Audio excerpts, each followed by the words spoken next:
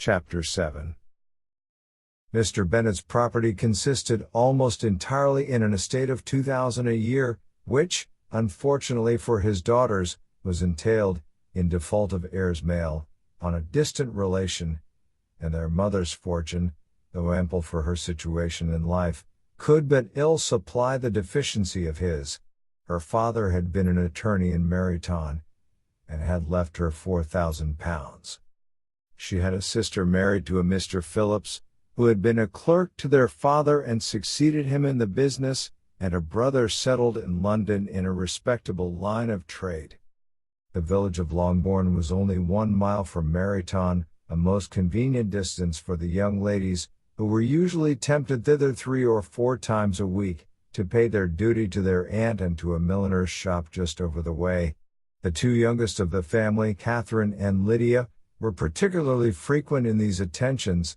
Their minds were more vacant than their sisters', and when nothing better offered, a walk to Meryton was necessary to amuse their morning hours and furnish conversation for the evening. And however bare of news the country in general might be, they always contrived to learn some from their aunt. At present, indeed, they were well supplied both with news and happiness by the recent arrival of a militia regiment in the neighborhood. It was to remain the whole winter, and Meryton was the headquarters. Their visits to Mrs. Phillips were now productive of the most interesting intelligence. Every day added something to their knowledge of the officers' names and connections. Their lodgings were not long a secret, and at length they began to know the officers themselves. Mr. Phillips visited them all, and this opened to his nieces a store of felicity unknown before. They could talk of nothing but officers, and Mr. Bingley's large fortune, the mention of which gave animation to their mother, was worthless in their eyes when opposed to the regimentals of an ensign. After listening one morning to their effusions on this subject, Mr. Bennet coolly observed, "From all that I can collect by your manner of talking, you must be 2 of the silliest girls in the country. I have suspected it some time, but I am now convinced." Catherine was disconcerted, and made no answer, but Lydia, with perfect indifference, continued to express her admiration of Captain Carter, and her hope of seeing him in the course of the day, as he was going the next morning to London.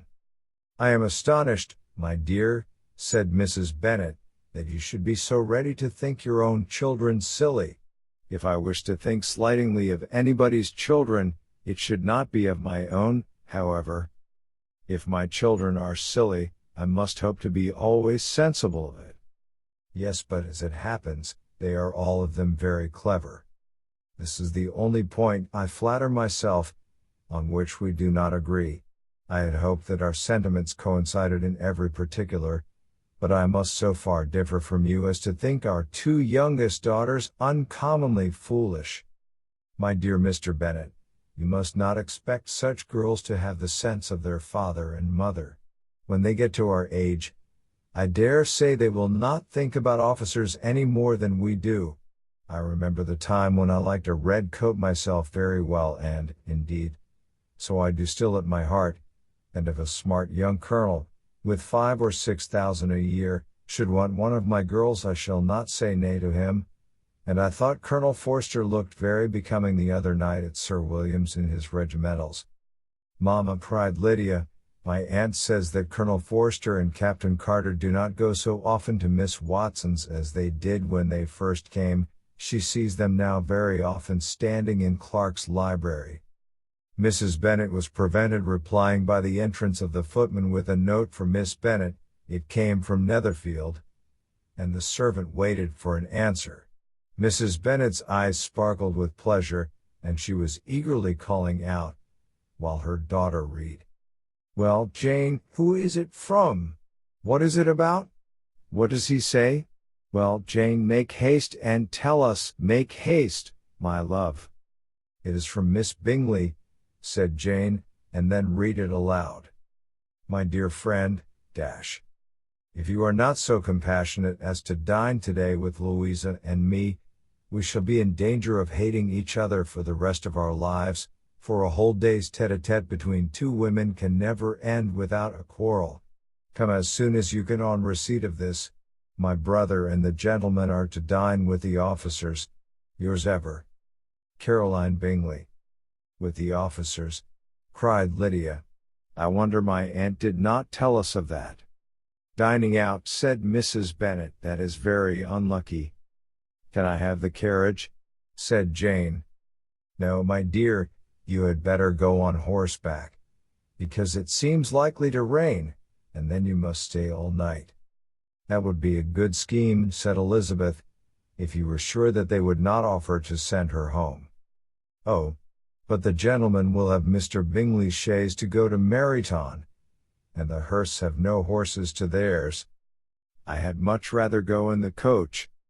But, my dear, your father cannot spare the horses, I am sure. They are wanted in the farm, Mr. Bennet, are they not? They are wanted in the farm much oftener than I can get them. But if you have got them today, said Elizabeth, my mother's purpose will be answered. She did at last extort from her father an acknowledgment that the horses were engaged. Jane was therefore obliged to go on horseback, and her mother attended her to the door with many cheerful prognostics of a bad day. Her hopes were answered. Jane had not been gone long before it rained hard. Her sisters were uneasy for her, but her mother was delighted. The rain continued the whole evening without intermission. Jane certainly could not come back. This was a lucky idea of mine, indeed, said Mrs. Bennet more than once, as if the credit of making it rain were all her own. Till the next morning, however, she was not aware of all the felicity of her contrivance. Breakfast was scarcely over when a servant from Netherfield brought the following note for Elizabeth. My dearest Lizzie, I find myself very unwell this morning, which, I suppose, is to be imputed to my getting wet through yesterday. My kind friends will not hear of my returning till I am better. They insist also on my seeing Mr. Jones, therefore do not be alarmed if you should hear of his having been to me, and, excepting a sore throat and headache, there is not much the matter with me. Yours, etc. Well, my dear, said Mr. Bennet, when Elizabeth had read the note aloud, if your daughter should have a dangerous fit of illness, if she should die, it would be a comfort to know that it was all in pursuit of Mr. Bingley, and under your orders. Oh, I am not afraid of her dying. People do not die of little trifling colds. She will be taken good care of. As long as she stays there, it is all very well. I would go and see her if I could have the carriage. Elizabeth, feeling really anxious, was determined to go to her, though the carriage was not to be had, and as she was no horsewoman, walking was her only alternative. She declared her resolution. How can you be so silly, cried her mother, as to think of such a thing, in all this dirt? You will not be fit to be seen when you get there. I shall be very fit to see Jane, which is all I want. Is this a hint to me, Lizzie, said her father, to send for the horses? No, indeed, I do not wish to avoid the walk. The distance is nothing when one has a motive, only 3 miles. I shall be back by dinner. I admire the activity of your benevolence, observed Mary. But every impulse of feeling should be guided by reason, and, in my opinion, exertion should always be in proportion to what is required. We will go as far as Meryton with you, said Catherine and Lydia. Elizabeth accepted their company, and the 3 young ladies set off together. If we make haste, said Lydia as they walked along, perhaps we may see something of Captain Carter before he goes. In Meryton they parted.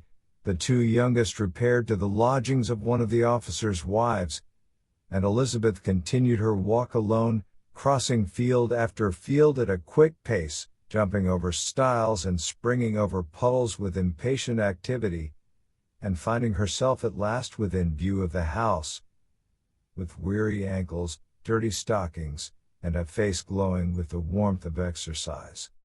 She was shown into the breakfast parlor, where all but Jane were assembled, and where her appearance created a great deal of surprise. That she should have walked 3 miles so early in the day, in such dirty weather, and by herself, was almost incredible to Mrs. Hurst and Miss Bingley, and Elizabeth was convinced that they held her in contempt for it. She was received, however, very politely by them, and in their brother's manners there was something better than politeness. There was good humour and kindness. Mr. Darcy said very little, and Mr. Hurst nothing at all. The former was divided between admiration of the brilliancy which exercise had given to her complexion, and doubt as to the occasions justifying her coming so far alone. The latter was thinking only of his breakfast. Her inquiries after her sister were not very favourably answered. Miss Bennet had slept ill, and though up, was very feverish, and not well enough to leave her room. Elizabeth was glad to be taken to her immediately, and Jane, who had only been withheld by the fear of giving alarm or inconvenience from expressing in her note how much she longed for such a visit, was delighted at her entrance. She was not equal, however, to much conversation, and when Miss Bingley left them together, could attempt little besides expressions of gratitude for the extraordinary kindness she was treated with. Elizabeth silently attended her. When breakfast was over they were joined by the sisters, and Elizabeth began to like them herself, when she saw how much affection and solicitude they showed for Jane. The apothecary came, and having examined his patient, said, as might be supposed, that she had caught a violent cold, and that they must endeavor to get the better of it, advised her to return to bed, and promised her some draughts. The advice was followed readily, for the feverish symptoms increased, and her head ached heavily. Elizabeth did not quit her room for a moment, nor were the other ladies often absent, the gentlemen being out. They had, in fact, nothing to do elsewhere. When the clock struck 3, Elizabeth felt that she must go, and very unwillingly said so. Miss Bingley offered her the carriage, and she only wanted a little pressing to accept it, when Jane testified such concern in parting with her, that Miss Bingley was obliged to convert the offer of the chaise to an invitation to remain at Netherfield for the present. Elizabeth most thankfully consented, and a servant was dispatched to Longbourn to acquaint the family with her stay, and bring back a supply of clothes. Chapter 8. At 5 o'clock the two ladies retired to dress, and at 6:30 Elizabeth was summoned to dinner. To the civil inquiries which then poured in, and amongst which she had the pleasure of distinguishing the much superior solicitude of Mr. Bingley's, she could not make a very favourable answer. Jane was by no means better. The sisters, on hearing this, repeated 3 or 4 times how much they were grieved, how shocking it was to have a bad cold, and how excessively they disliked being ill themselves, and then thought no more of the matter, and their indifference towards Jane when not immediately before them restored Elizabeth to the enjoyment of all her former dislike. Their brother, indeed, was the only one of the party whom she could regard with any complacency. His anxiety for Jane was evident, and his attentions to herself most pleasing, and they prevented her feeling herself so much an intruder as she believed she was considered by the others. She had very little notice from any but him.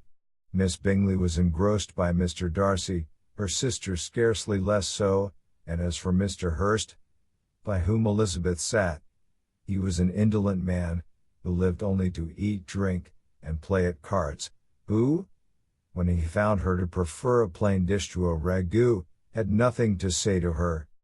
When dinner was over, she returned directly to Jane, and Miss Bingley began abusing her as soon as she was out of the room.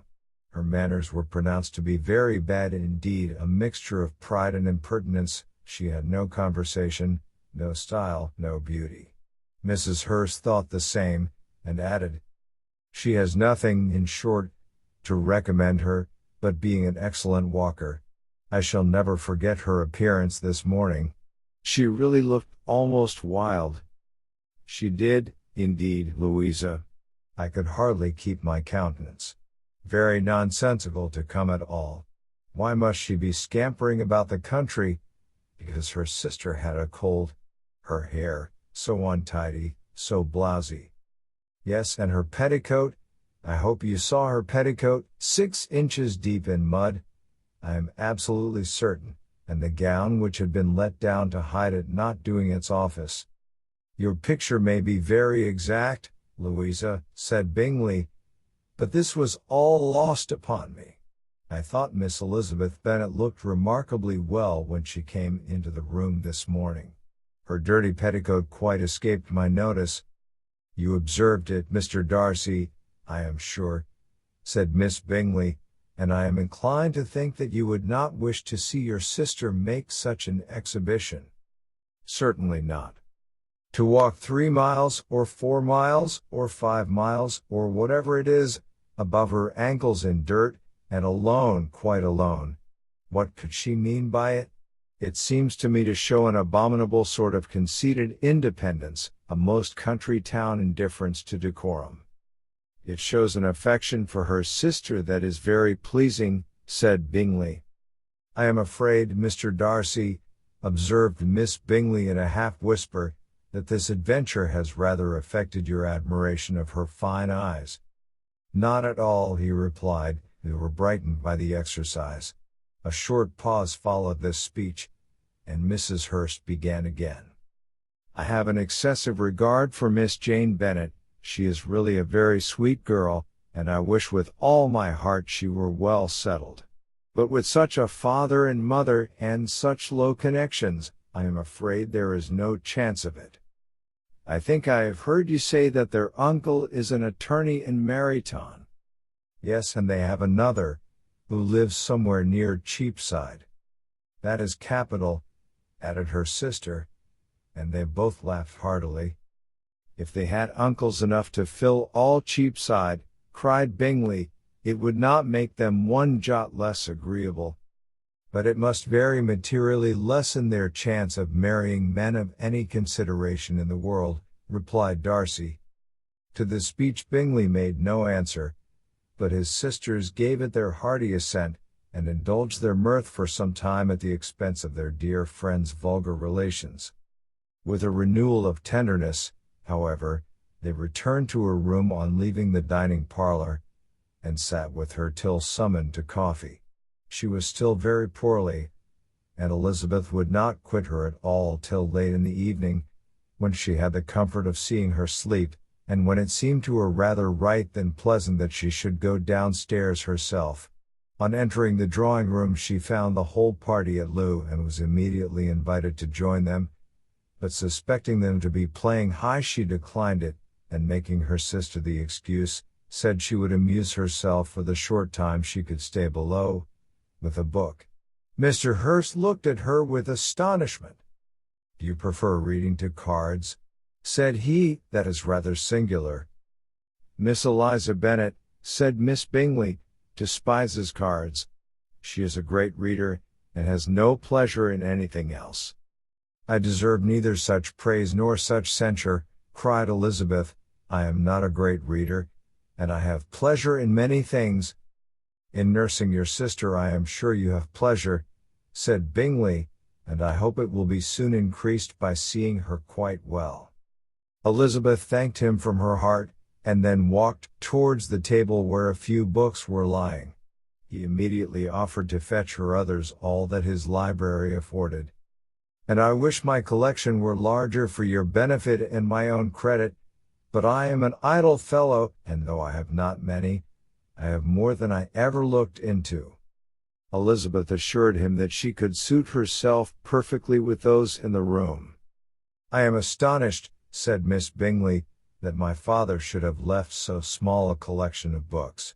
What a delightful library you have at Pemberley, Mr. Darcy. It ought to be good, he replied. It has been the work of many generations. And then you have added so much to it yourself. You are always buying books. I cannot comprehend the neglect of a family library in such days as these. Neglect. I am sure you neglect nothing that can add to the beauties of that noble place. Charles, when you build your house, I wish it may be half as delightful as Pemberley. I wish it may. But I would really advise you to make your purchase in that neighborhood, and take Pemberley for a kind of model. There is not a finer county in England than Derbyshire. With all my heart, I will buy Pemberley itself if Darcy will sell it. I am talking of possibilities, Charles. Upon my word, Caroline, I should think it more possible to get Pemberley by purchase than by imitation. Elizabeth was so much caught with what passed, as to leave her very little attention for her book, and soon laying it wholly aside, she drew near the card table, and stationed herself between Mr. Bingley and his eldest sister, to observe the game. "Is Miss Darcy much grown since the spring?" said Miss Bingley. "Will she be as tall as I am?" "I think she will. She is now about Miss Elizabeth Bennet's height, or rather taller. How I long to see her again! I never met with anybody who delighted me so much. Such a countenance, such manners, and so extremely accomplished for her age. Her performance on the pianoforte is exquisite." "It is amazing to me," said Bingley, "how young ladies can have patience to be so very accomplished as they all are." "All young ladies accomplished? My dear Charles, what do you mean?" "Yes, all of them, I think. They all paint tables, cover screens, and net purses. I scarcely know anyone who cannot do all this, and I am sure I never heard a young lady spoken of for the first time, without being informed that she was very accomplished." "Your list of the common extent of accomplishments," said Darcy, "has too much truth. The word is applied to many a woman who deserves it no otherwise than by netting a purse or covering a screen. But I am very far from agreeing with you in your estimation of ladies in general. I cannot boast of knowing more than half a dozen, in the whole range of my acquaintance, that are really accomplished." "Nor I am sure," said Miss Bingley. "Then," observed Elizabeth, "you must comprehend a great deal in your idea of an accomplished woman." "Yes, I do comprehend a great deal in it." "Oh, certainly," cried his faithful assistant. "No one can be really esteemed accomplished who does not greatly surpass what is usually met with. A woman must have a thorough knowledge of music, singing, drawing, dancing, and the modern languages, to deserve the word, and besides all this, she must possess a certain something in her air and manner of walking, the tone of her voice, her address and expressions, or the word will be but half deserved. All this she must possess," added Darcy, "and to all this she must yet add something more substantial, in the improvement of her mind by extensive reading. I am no longer surprised at your knowing only 6 accomplished women. I rather wonder now at your knowing any. Are you so severe upon your own sex as to doubt the possibility of all this? I never saw such a woman. I never saw such capacity, and taste, and application, and elegance, as you describe united." Mrs. Hurst and Miss Bingley both cried out against the injustice of her implied doubt, and were both protesting that they knew many women who answered this description, when Mr. Hurst called them to order, with bitter complaints of their inattention to what was going forward. As all conversation was thereby at an end, Elizabeth soon afterwards left the room.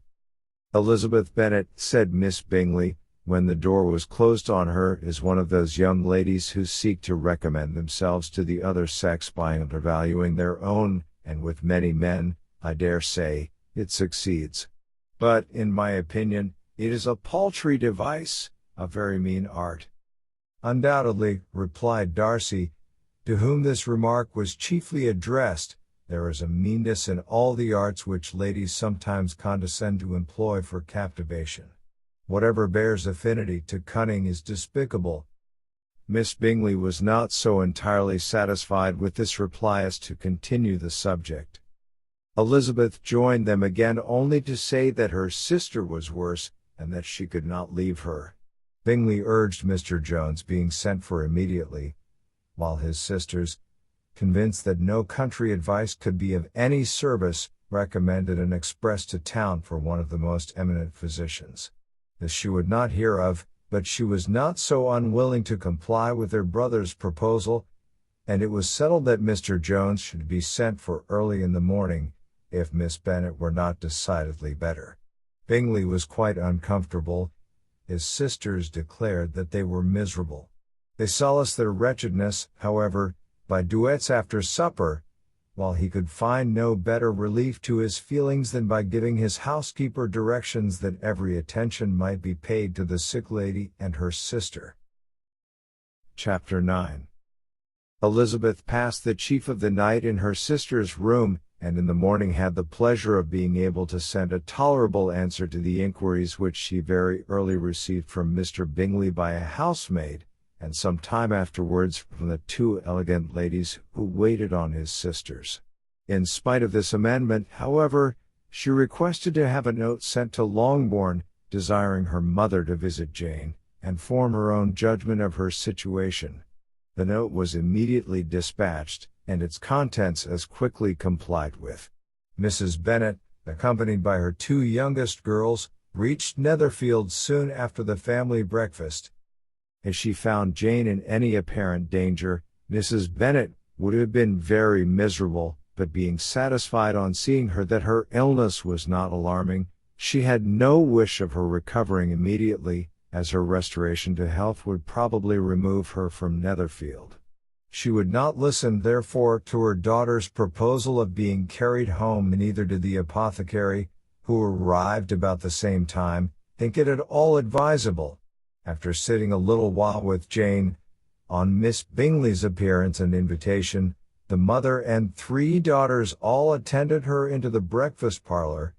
Bingley met them with hopes that Mrs. Bennet had not found Miss Bennet worse than she expected.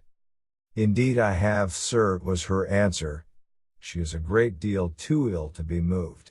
Mr. Jones says we must not think of moving her. We must trespass a little longer on your kindness." "Removed?" cried Bingley. "It must not be thought of. My sister, I am sure, will not hear of her removal." "You may depend upon it, madam," said Miss Bingley, with cold civility, "that Miss Bennet will receive every possible attention while she remains with us." Mrs. Bennet was profuse in her acknowledgments. "I am sure," she added, "if it was not for such good friends I do not know what would become of her, for she is very ill indeed, and suffers a vast deal, though with the greatest patience in the world, which is always the way with her, for she has, without exception, the sweetest temper I have ever met with. I often tell my other girls they are nothing to her. You have a sweet room here, Mr. Bingley, and a charming prospect over the gravel walk. I do not know a place in the country that is equal to Netherfield. You will not think of quitting it in a hurry, I hope, though you have but a short lease." "Whatever I do is done in a hurry," replied he, "and therefore if I should resolve to quit Netherfield, I should probably be off in 5 minutes. At present, however, I consider myself as quite fixed here." "That is exactly what I should have supposed of you," said Elizabeth. "You begin to comprehend me, you?" cried he, turning towards her. "Oh, yes, I understand you perfectly. I wish I might take this for a compliment, but to be so easily seen through I am afraid is pitiful. That is as it happens. It does not follow that a deep, intricate character is more or less estimable than such a one as yours." "Lizzie," cried her mother, "remember where you are, and do not run on in the wild manner that you are suffered to do at home. I did not know before," continued Bingley immediately, "that you were a studier of character. It must be an amusing study." "Yes, but intricate characters are the most amusing. They have at least that advantage." "The country," said Darcy, "can in general supply but a few subjects for such a study. In a country neighborhood you move in a very confined and unvarying society. But people themselves alter so much, that there is something new to be observed in them forever." "Yes, indeed," cried Mrs. Bennet, offended by his manner of mentioning a country neighborhood. "I assure you there is quite as much of that going on in the country as in town." Everybody was surprised, and Darcy, after looking at her for a moment, turned silently away. Mrs. Bennet, who fancied she had gained a complete victory over him, continued her triumph. I cannot see that London has any great advantage over the country, for my part, except the shops and public places. The country is a vast deal pleasanter, is it not, Mr. Bingley? When I am in the country, he replied, I never wish to leave it, and when I am in town it is pretty much the same. They have each their advantages, and I can be equally happy in either. That is because you have the right disposition. But that gentleman, looking at Darcy, seemed to think the country was nothing at all. Indeed, mamma, you are mistaken, said Elizabeth, blushing for her mother. You quite mistook Mr. Darcy. He only meant that there was not such a variety of people to be met with in the country as in the town, which you must acknowledge to be true. Certainly, my dear, nobody said there were, but as to not meeting with many people in this neighborhood, I believe there are few neighborhoods larger. I know we dine with 24 families. Nothing but concern for Elizabeth could enable Bingley to keep his countenance. His sister was less delicate, and directed her eyes towards Mr. Darcy with a very expressive smile. Elizabeth, for the sake of saying something that might turn her mother's thoughts, now asked her if Charlotte Lucas had been at Longbourn since her coming away. Yes, she called yesterday with her father. What an agreeable man Sir William is, Mr. Bingley, is not he? So much the man of fashion. So genteel and easy. He has always something to say to everybody. That is my idea of good breeding, and those persons who fancy themselves very important, and never open their mouths, quite mistake the matter. Did Charlotte dine with you? No, she would go home. I fancy she was wanted about the mince pies. For my part, Mr. Bingley, I always keep servants that can do their own work. My daughters are brought up very differently. But everybody is to judge for themselves, and the Lucases are a very good sort of girls, I assure you. It is a pity they are not handsome. Not that I think Charlotte so very plain, but then she is our particular friend. She seems a very pleasant young woman. Oh, dear, yes, but you must own she is very plain. Lady Lucas herself has often said so, and envied me Jane's beauty. I do not like to boast of my own child, but to be sure, Jane one does not often see anybody better looking. It is what everybody says. I do not trust my own partiality. When she was only 15, there was a man at my brother Gardner's in town so much in love with her that my sister-in-law was sure he would make her an offer before we came away. But, however, he did not. Perhaps he thought her too young. However, he wrote some verses on her, and very pretty they were. And so ended his affection, said Elizabeth impatiently. There has been many a one, I fancy, overcome in the same way. I wonder who first discovered the efficacy of poetry in driving away love. I have been used to consider poetry as the food of love, said Darcy. Of a fine, stout, healthy love it may. Everything nourishes what is strong already. But if it be only a slight, thin sort of inclination, I am convinced that one good sonnet will starve it entirely away. Darcy only smiled, and the general pause which ensued made Elizabeth tremble lest her mother should be exposing herself again. She longed to speak, but could think of nothing to say, and after a short silence Mrs. Bennet began repeating her thanks to Mr. Bingley for his kindness to Jane, with an apology for troubling him also with Lizzie. Mr. Bingley was unaffectedly civil in his answer, and forced his younger sister to be civil also, and say what the occasion required. She performed her part indeed without much graciousness, but Mrs. Bennet was satisfied, and soon afterwards ordered her carriage. Upon this signal, the youngest of her daughters put herself forward. The two girls had been whispering to each other during the whole visit, and the result of it was, that the youngest should tax Mr. Bingley with having promised on his first coming into the country to give a ball at Netherfield. Lydia was a stout, well-grown girl of 15, with a fine complexion and good-humored countenance, a favorite with her mother, whose affection had brought her into public at an early age. She had high animal spirits, and a sort of natural self-consequence, which the attention of the officers, to whom her uncle's good dinners, and her own easy manners recommended her, had increased into assurance.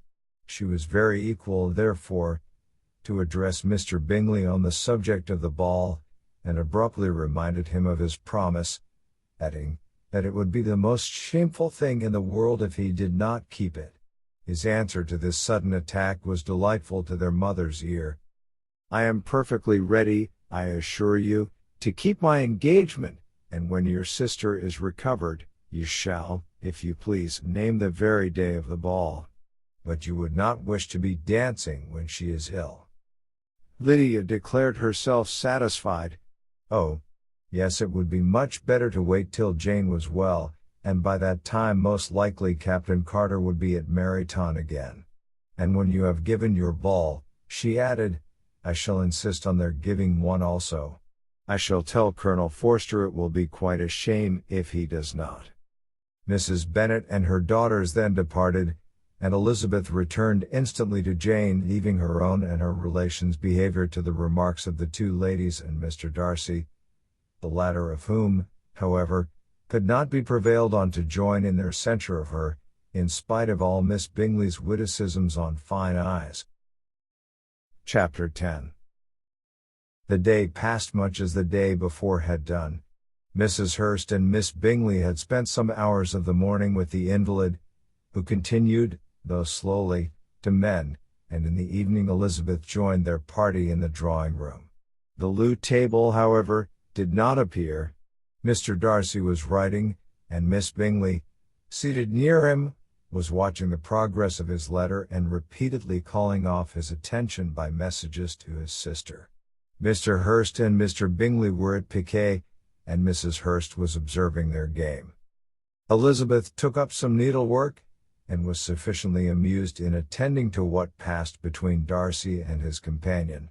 The perpetual commendations of the lady, either on his handwriting, or on the evenness of his lines, or on the length of his letter, with a perfect unconcern with which her praises were received, formed a curious dialogue, and was exactly in union with her opinion of each. "How delighted Miss Darcy will be to receive such a letter." He made no answer. "You write uncommonly fast." "You are mistaken. I write rather slowly." "How many letters you must have occasion to write in the course of a year. Letters of business, too. How odious I should think them. It is fortunate, then, that they fall to my lot instead of yours. Pray tell your sister that I long to see her. I have already told her so once, by your desire. I am afraid you do not like your pen. They mend it for you. I mend pens remarkably well. Thank you, but I always mend my own. How can you contrive to write so even?" He was silent. "Tell your sister I am delighted to hear of her improvement on the harp, and pray let her know that I am quite in raptures with her beautiful little design for a table, and I think it infinitely superior to Miss Grantley's. Will you give me leave to defer your raptures till I write again? At present I have not room to do them justice." "Oh, it is of no consequence. I shall see her in January. But do you always write such charming long letters to her, Mr. Darcy?" "They are generally long, but whether always charming it is not for me to determine. It is a rule with me, that a person who can write a long letter with ease cannot write ill." "That will not do for a compliment to Darcy, Caroline," cried her brother, "because he does not write with ease. He studies too much for words of 4 syllables. Do not you, Darcy? My style of writing is very different from yours." "Oh," cried Miss Bingley, "Charles writes in the most careless way imaginable. He leaves out half his words and blots the rest. My ideas flow so rapidly that I have not time to express them, by which means my letters sometimes convey no ideas at all to my correspondents." "Your humility, Mr. Bingley," said Elizabeth, "must disarm reproof."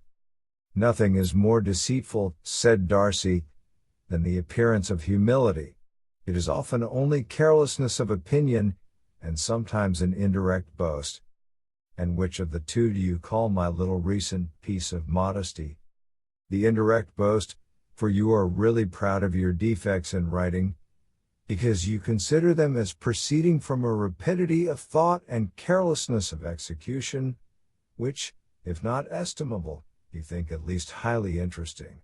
The power of doing anything with quickness is always prized much by the possessor, and often without any attention to the imperfection of the performance. When you told Mrs. Bennet this morning that if you ever resolved upon quitting Netherfield you should be gone in 5 minutes, you meant it to be a sort of panegyric, of compliment to yourself, and yet what is there so very laudable in a precipitance which must leave very necessary business undone, and can be of no real advantage to yourself or anyone else? Nay, cried Bingley, this is too much, to remember at night all the foolish things that were said in the morning. And yet, upon my honor, I believe what I said of myself to be true, and I believe it at this moment. At least, therefore, I did not assume the character of needless precipitance merely to show off before the ladies. I dare say you believed it, but I am by no means convinced that you would be gone with such celerity. Your conduct would be quite as dependent on chance as that of any man I know, and if, as you were mounting your horse, a friend were to say, Bingley, you had better stay till next week, you would probably do it, you would probably not go, and in another word, might stay a month. You have only proved by this, cried Elizabeth, that Mr. Bingley did not do justice to his own disposition. You have shown him off now much more than he did himself. I am exceedingly gratified, said Bingley, by your converting what my friend says into a compliment on the sweetness of my temper. But I am afraid you are giving it a turn which that gentleman did by no means intend, for he would certainly think better of me, if under such a circumstance I were to give a flat denial, and ride off as fast as I could. Would Mr. Darcy then consider the rashness of your original intentions as atoned for by your obstinacy in adhering to it? Upon my word, I cannot exactly explain the matter. Darcy must speak for himself. You expect me to account for opinions which you choose to call mine, but which I have never acknowledged. Allowing the case, however, to stand according to your representation, you must remember, Miss Bennet, that the friend who is supposed to desire his return to the house, and the delay of his plan, has merely desired it, asked it without offering one argument in favor of its propriety. To yield readily easily to the persuasion of a friend is no merit with you. To yield without conviction is no compliment to the understanding of either. You appear to me, Mr. Darcy, to allow nothing for the influence of friendship and affection. A regard for the requester would often make one readily yield to a request, without waiting for arguments to reason one into it. I am not particularly speaking of such a case as you have supposed about Mr. Bingley. We may as well wait, perhaps, till the circumstance occurs before we discuss the discretion of his behavior thereupon. But in general and ordinary cases between friend and friend, where one of them is desired by the other to change a resolution of no very great moment, should you think ill of that person for complying with the desire, without waiting to be argued into it? Will it not be advisable, before we proceed on this subject, to arrange with rather more precision the degree of importance which is appertained to this request, as well as the degree of intimacy subsisting between the parties? By all means, cried Bingley, let us hear all the particulars, not forgetting their comparative height and size, for that will have more weight in the argument, Miss Bennet, than you may be aware of. I assure you that if Darcy were not such a great tall fellow, in comparison with myself, I should not pay him half so much deference. I declare I do not know a more awful object than Darcy, on particular occasions, and in particular places, at his own house especially, and of a Sunday evening, when he has nothing to do. Mr. Darcy smiled, but Elizabeth thought she could perceive that he was rather offended, and therefore checked her laugh. Miss Bingley warmly resented the indignity he had received, in an expostulation with her brother for talking such nonsense, "I see your design," Bingley said to his friend. "You dislike an argument, and want to silence this." "Perhaps I do. Arguments are too much like disputes. If you and Miss Bennet will defer yours till I am out of the room, I shall be very thankful, and then you may say whatever you like of me." "What you ask," said Elizabeth, "is no sacrifice on my side," and Mr. Darcy had much better finish his letter. Mr. Darcy took her advice, and did finish his letter. When that business was over, he applied to Miss Bingley and Elizabeth for an indulgence of some music. Miss Bingley moved with some alacrity to the pianoforte, and after a polite request that Elizabeth would lead the way, which the other as politely and more earnestly negatived, she seated herself. Mrs. Hurst sang with her sister, and while they were thus employed, Elizabeth could not help observing, as she turned over some music books that lay on the instrument, how frequently Mr. Darcy's eyes were fixed on her. She hardly knew how to suppose that she could be an object of admiration to so great a man, and yet that he should look at her because he disliked her, was still more strange. She could only imagine, however, at last that she drew his notice because there was something more wrong and reprehensible, according to his ideas of right, than in any other person present. The supposition did not pain her. She liked him too little to care for his approbation. After playing some Italian songs, Miss Bingley varied the charm by a lively Scotch air, and soon afterwards Mr. Darcy, drawing near Elizabeth, said to her, "Do not you feel a great inclination, Miss Bennet, to seize such an opportunity of dancing a reel?" She smiled, but made no answer. He repeated the question, with some surprise at her silence. "Oh," said she, "I heard you before, but I could not immediately determine what to say in reply. You wanted me, I know, to say yes, and you might have the pleasure of despising my taste, but I always delight in overthrowing those kind of schemes, and cheating a person of their premeditated contempt. I have, therefore, made up my mind to tell you, that I do not want to dance a reel at all, and now despise me if you dare." "Indeed I do not dare."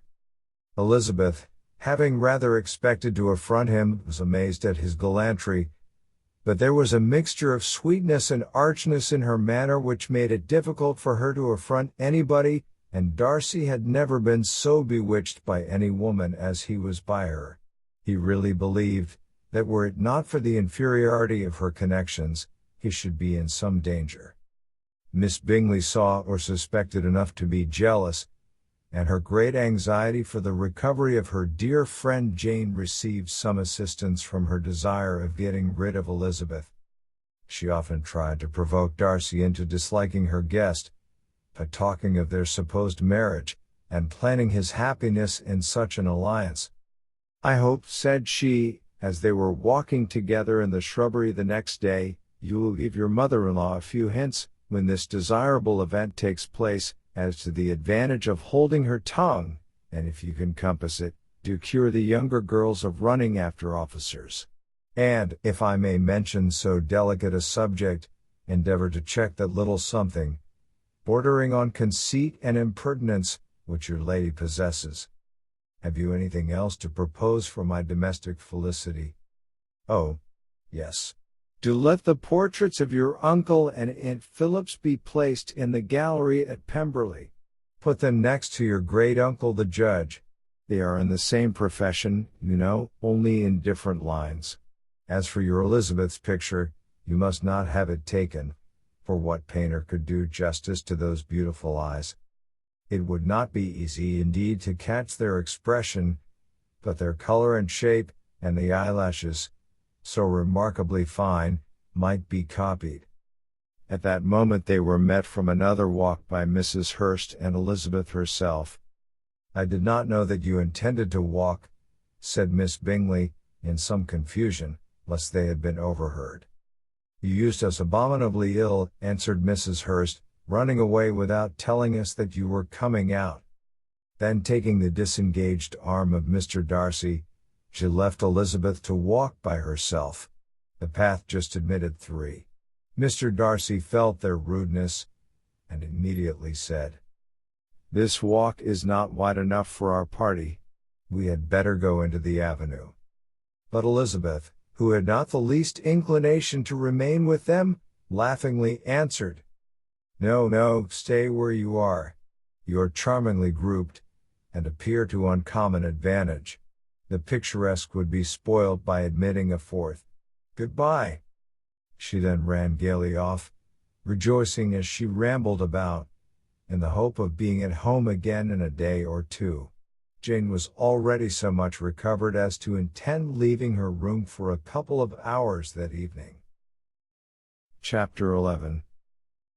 When the ladies removed after dinner, Elizabeth ran up to her sister, and seeing her well guarded from cold, attended her into the drawing-room, where she was welcomed by her two friends with many professions of pleasure, and Elizabeth had never seen them so agreeable as they were during the hour which passed before the gentlemen appeared. Their powers of conversation were considerable. They could describe an entertainment with accuracy, relate an anecdote with humor, and laugh at their acquaintance with spirit.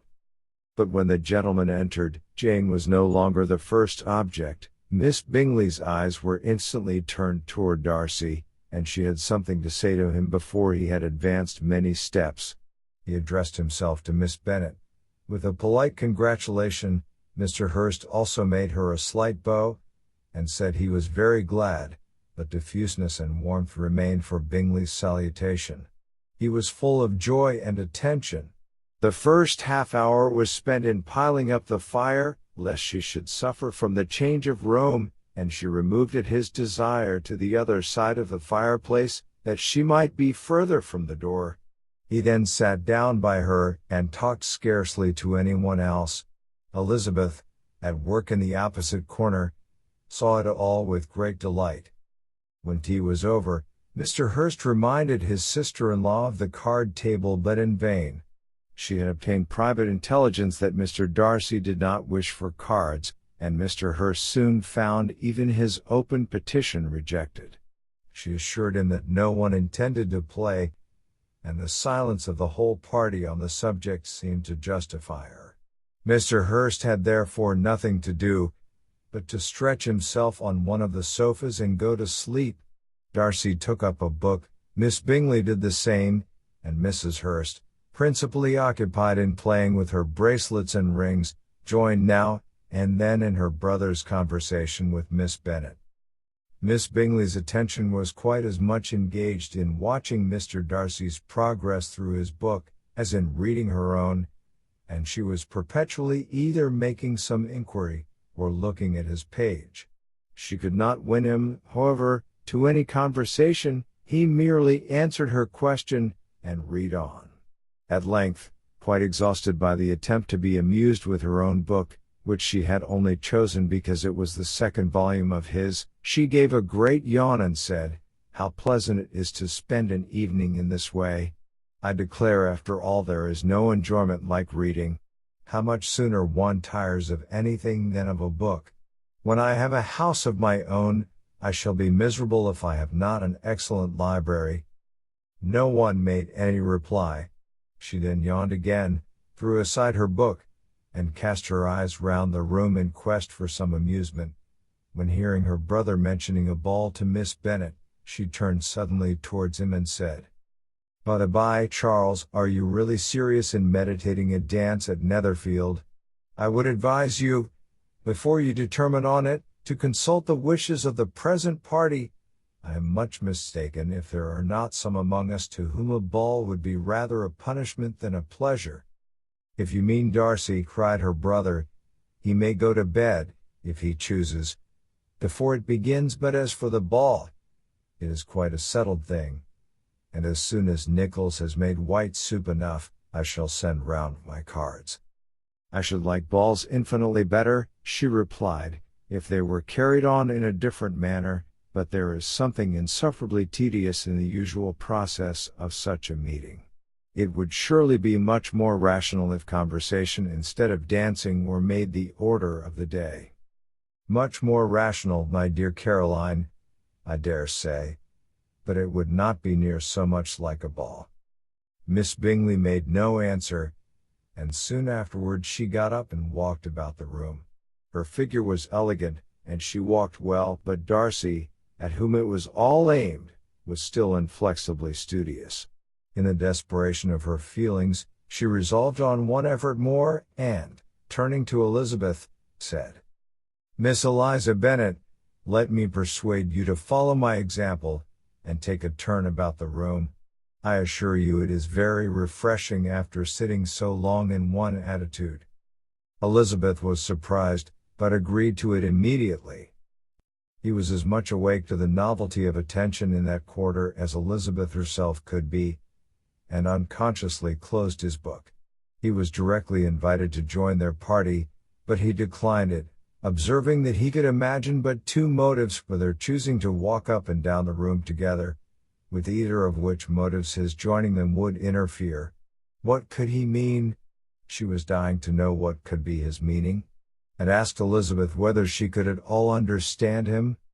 "Not at all," was her answer, "but depend upon it, he means to be severe on us, and our surest way of disappointing him will be to ask nothing about it." Miss Bingley, however, was incapable of disappointing Mr. Darcy in anything, and persevered therefore in requiring an explanation of his two motives. "I have not the smallest objection to explaining them," said he, as soon as she allowed him to speak. "You either choose this method of passing the evening because you are in each other's confidence and have secret affairs to discuss, or because you are conscious that your figures appear to the greatest advantage in walking. If the first, I would be completely in your way, and if the second, I can admire you much better as I sit by the fire." "Oh, shocking!" cried Miss Bingley. "I never heard anything so abominable. How shall we punish him for such a speech?" "Nothing so easy if you have but the inclination," said Elizabeth. "We can all plague and punish one another. Tease him, laugh at him. Intimate as you are, you must know how it is to be done. But upon my honor, I do not. I do assure you that my intimacy has not yet taught me that. Tease calmness of manner and presence of mind. No, I feel he may defy us there. And as to laughter, we will not expose ourselves, if you please, by attempting to laugh without a subject. Mr. Darcy may hug himself." "Mr. Darcy is not to be laughed at," cried Elizabeth. "That is an uncommon advantage, and uncommon I hope it will continue, for it would be a great loss to me to have many such acquaintances. I dearly love a laugh. The wisest and the best of men, nay, the wisest and best of their actions may be rendered ridiculous by a person whose first object in life is a joke." "Certainly," replied Elizabeth, "there are such people, but I hope I am not one of them. I hope I never ridicule what is wise and good. Follies and nonsense, whims and inconsistencies, do divert me, I own, and I'll laugh at them whenever I can. But these, I suppose, are precisely what you are without. Perhaps that is not possible for anyone. But it has been the study of my life to avoid those weaknesses which often expose a strong understanding to ridicule, such as vanity and pride. Yes, vanity is a weakness indeed. But pride, where there is a real superiority of mind, pride will be always under good regulation." Elizabeth turned away to hide a smile. "Your examination of Mr. Darcy is over, I presume," said Miss Bingley, "and pray what is the result?" "I am perfectly convinced by it that Mr. Darcy has no defect. He owns it himself without disguise." "No," said Darcy, "I have made no such pretension. I have faults enough, but they are not, I hope, of understanding. My temper I dare not vouch for. It is, I believe, too little yielding, certainly too little for the convenience of the world. I cannot forget the follies and vices of others so soon as I ought, nor their offenses against myself. My feelings are not puffed about with every attempt to move them. My temper would perhaps be called resentful. My good opinion once lost, is lost forever." "That is a failing indeed," cried Elizabeth. Implacable resentment is a shade in a character. But you have chosen your fault well. I really cannot laugh at it. You are safe from me. There is, I believe, in every disposition a tendency to some particular evil, a natural defect, which not even the best education can overcome. And your defect is to hate everybody. And yours, he replied with a smile, is willfully to misunderstand them. Do let us have a little music, cried Miss Bingley, tired of a conversation in which she had no share. Louisa, you will not mind my waking Mr. Hurst? Her sister had not the smallest objection, and the pianoforte was opened, and Darcy, after a few moments' recollection, was not sorry for it. He began to feel the danger of paying Elizabeth too much attention. Chapter 12. In consequence of an agreement between the sisters, Elizabeth wrote the next morning to their mother, to beg that the carriage might be sent for them in the course of the day. But Mrs. Bennet, who had calculated on her daughters remaining at Netherfield till the following Tuesday, which would exactly finish Jane's week, could not bring herself to receive them with pleasure before. Her answer, therefore, was not propitious, at least not to Elizabeth's wishes, for she was impatient to get home. Mrs. Bennet sent them word that they could not possibly have the carriage before Tuesday, and in her postscript it was added, that if Mr. Bingley and his sister pressed them to stay longer, she could spare them very well. Against staying longer, however, Elizabeth was positively resolved, nor did she much expect it would be asked, and fearful, on the contrary, as being considered as intruding themselves needlessly long, she urged Jane to borrow Mr. Bingley's carriage immediately, and at length it was settled that their original design of leaving Netherfield that morning should be mentioned, and the request made. The communication excited many professions of concern, and enough was said of wishing them to stay at least till the following day to work on Jane, and till the morrow their going was deferred. The master of the house heard with real sorrow that they were to go so soon, and repeatedly tried to persuade Miss Bennet that it would not be safe for her, that she was not enough recovered, but Jane was firm where she felt herself to be right. To Mr. Darcy it was welcome intelligence Elizabeth had been at Netherfield long enough. She attracted him more than he liked, and Miss Bingley was uncivil to her, and more teasing than usual to himself. He wisely resolved to be particularly careful that no sign of admiration should now escape him, nothing that could elevate her with the hope of influencing his felicity, sensible that if such an idea had been suggested, his behavior during the last day must have material weight in confirming or crushing it. Steady to his purpose, he scarcely spoke 10 words to her through the whole of Saturday, and though they were at one time left by themselves for half an hour, he adhered most conscientiously to his book, and would not even look at her. On Sunday after morning service, the separation, so agreeable to almost all, took place. Miss Bingley's civility to Elizabeth increased at last very rapidly, as well as her affection for Jane, and when they parted, after assuring the latter of the pleasure it would always give her to see her either at Longbourn or Netherfield, and embracing her most tenderly, she shook hands with the former. Elizabeth took leave of the whole party in the liveliest of spirits. They were not welcomed home very cordially by their mother. Mrs. Bennet wondered at their coming, and thought them very wrong to give so much trouble, and were sure Jane would have caught cold again. But their father, though very laconic in his expressions of pleasure, was really glad to see them. He had felt their importance in the family circle.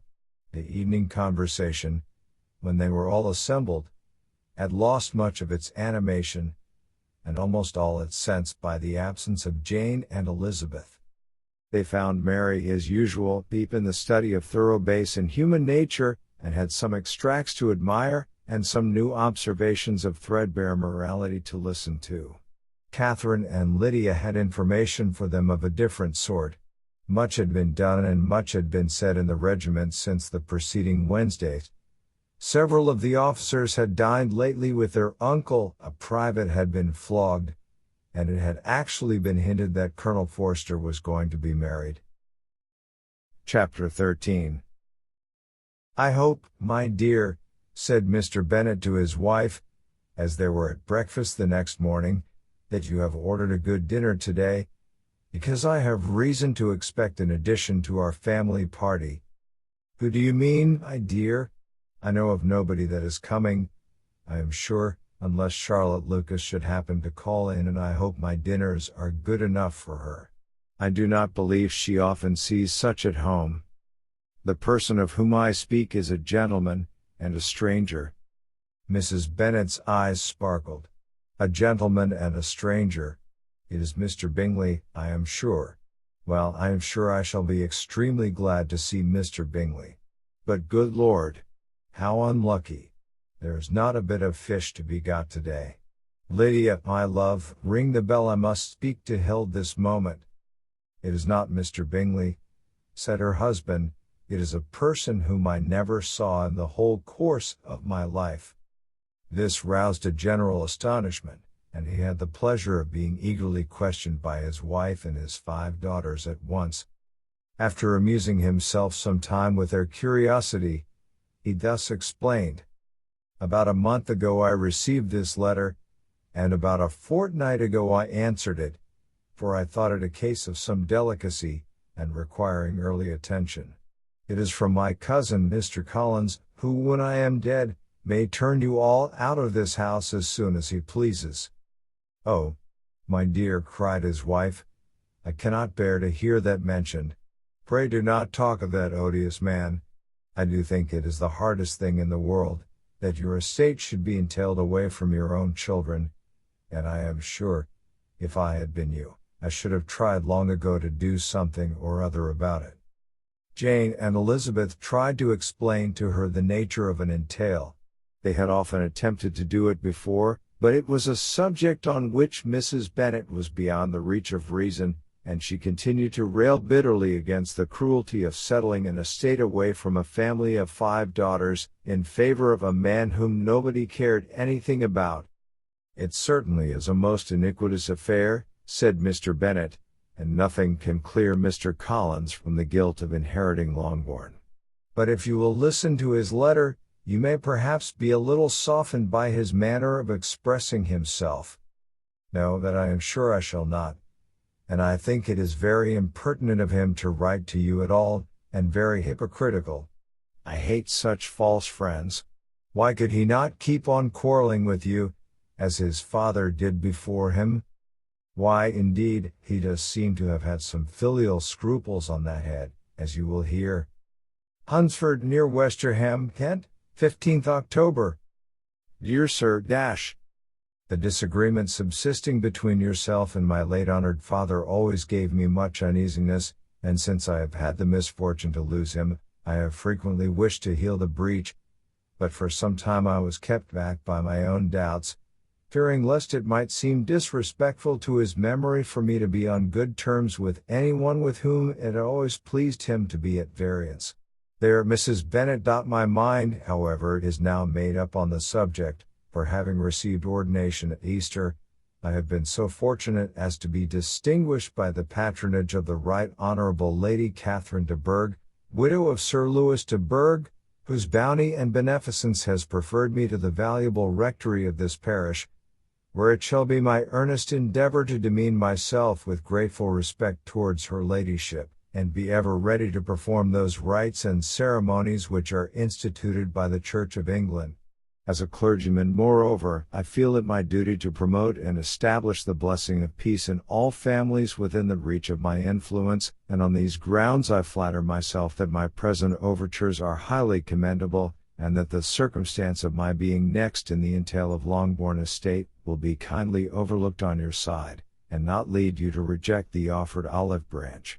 I cannot be otherwise than concerned at being the means of injuring your amiable daughters, and beg leave to apologize for it, as well as to assure you of my readiness to make them every possible amends but of this hereafter. If you should have no objection to receive me into your house, I propose myself the satisfaction of waiting on you and your family, Monday, November 18th, by 4 o'clock, and shall probably trespass on your hospitality till the Saturday night following, which I can do without any inconvenience, as Lady Catherine is far from objecting to my occasional absence on a Sunday, provided that some other clergyman is engaged to do the duty of the day. I remain, dear sir, with respectful compliments to your lady and daughters, your well-wisher and friend, William Collins. At 4 o'clock, therefore, we may expect this peacemaking gentleman, said Mr. Bennet, as he folded up the letter. He seems to be a most conscientious and polite young man, upon my word, and I doubt not will prove a valuable acquaintance, especially if Lady Catherine should be so indulgent as to let him come to us again. There is some sense in what he says about the girls, however, and if he is disposed to make them any amends, I shall not be the person to discourage him. Though it is difficult, said Jane, to guess in what way he can mean to make us the atonement he thinks our due, the wish is certainly to his credit. Elizabeth was chiefly struck by his extraordinary deference for Lady Catherine, and his kind intention of christening, marrying, and burying his parishioners whenever it were required. He must be an oddity, I think, said she. I cannot make him out. There is something very pompous in his style. And what can he mean by apologizing for being next in the entail? We cannot suppose he would help it if he could. Could he be a sensible man, sir? No, my dear, I think not. I have great hopes of finding him quite the reverse. There is a mixture of servility and self-importance in his letter, which promises well. I am impatient to see him. In point of composition, said Mary, the letter does not seem defective. The idea of the olive branch perhaps is not wholly new, yet I think it is well expressed. To Catherine and Lydia neither the letter nor its writer were in any degree interesting. It was next to impossible that their cousin should come in a scarlet coat, and it was now some weeks since they had received pleasure from the society of a man in any other color. As for their mother, Mr. Collins's letter had done away much of her ill will, and she was preparing to see him with a degree of composure which astonished her husband and daughters. Mr. Collins was punctual to his time, and was received with great politeness by the whole family. Mr. Bennet indeed said little, but the ladies were ready enough to talk, and Mr. Collins seemed neither in need of encouragement, nor inclined to be silent himself. He was a tall, heavy-looking young man of 25. His air was grave and stately, and his manners were very formal. He had not been long seated before he complimented Mrs. Bennet on having so fine a family of daughters, said he had heard much of their beauty, but that in this instance fame had fallen short of the truth, and added, that he did not doubt her seeing them all in due time disposed of in marriage. This gallantry was not much to the taste of some of his hearers, but Mrs. Bennet, who quarreled with no compliments, answered most readily. You are very kind, I am sure, and I wish with all my heart it may prove so, for else they will be destitute enough. Things are settled so oddly. You allude, perhaps, to the entail of this estate. Ah, sir, I do indeed. It is a grievous affair to my poor girls, you must confess. Not that I mean to find fault with you, for such things I know are all chance in this world. There is no knowing how estates will go when once they come to be entailed. I am very sensible, madam, of the hardship to my fair cousins, and could say much on the subject, but that I am cautious of appearing forward and precipitate. But I can assure the young ladies that I come prepared to admire them. At present I will not say more, but, perhaps, when we are better acquainted. He was interrupted by a summons to dinner, and the girls smiled on each other. They were not the only objects of Mr. Collins's admiration.